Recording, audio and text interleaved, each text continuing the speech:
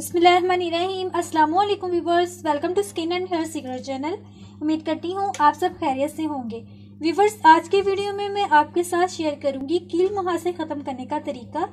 अक्सर कम उम्र में कील मुहासों की शिकायत शुरू हो जाती है, जो कि बहुत परेशान कुन मसला है।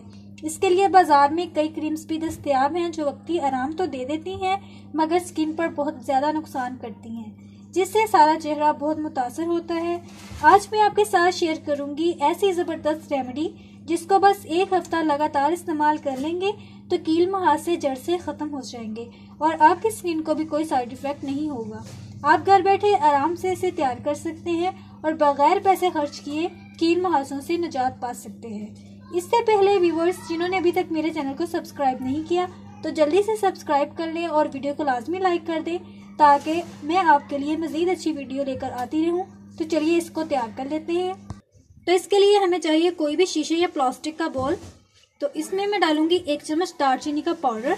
दालचीनी का पाउडर बनाने का तरीका यह है कि साबुत गरम मसाले में से आपने दालचीनी निकाल लेनी है और इसको मिक्सी में डालकर आपने इसका पाउडर बना लेना है। तो 1 चम्मच इसमें दालचीनी का पाउडर शामिल कर दें।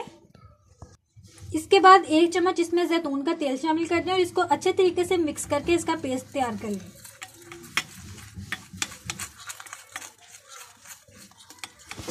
तो लीजिए, ये पेस्ट तैयार हो चुका है। आप इसको 3 दिन के लिए फ्रिज में स्टोर कर सकते हैं। लगाने का तरीका ये है कि रात को सोने से पहले इस पेस्ट को कील मुहासों पर लगा लें और सुबह उठकर नीम गर्म पानी से चेहरा धो लें। 1 हफ्ता तक रोजाना ये अमल करें। ये अमल कील मुहासों को जड़ से खत्म कर देगा। बहुत ही आसान और फौरी रिजल्ट देने वाली रेमेडी है। आप इसको जरूर ट्राई करें, इंशाल्लाह बहुत ही फायदा होगा। तो अगली वीडियो के नोटिफिकेशन के लिए बेल बटन को लाजमी प्रेस करें, ताकि जब भी मैं वीडियो अपलोड करूं आपको उसका नोटिफिकेशन सबसे पहले मिल सके। तो चैनल को सब्सक्राइब कर दें और वीडियो को लाजमी लाइक कर दें और इसे अपने दोस्तों में लाजमी शेयर करें, ताकि उनका भी फायदा हो सके। तो मिलते हैं अगली वीडियो में, तब तक के लिए अल्लाह हाफिज।